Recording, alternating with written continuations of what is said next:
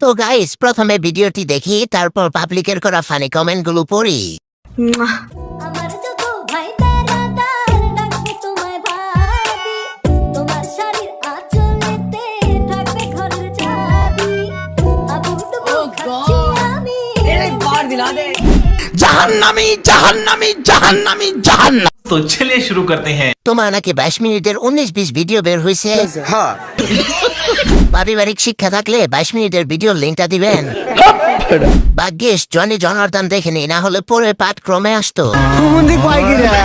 বসুন্ধরা মালিকের নজর পড়ে নাই মনে হয়। বাংলাদেশের চাহিদা মিটিয়ে বিদেশে রফতানি করা হবে। এই বাংকারটা ইরানের পারমাণবিক বাংকারের থেকেও বড়।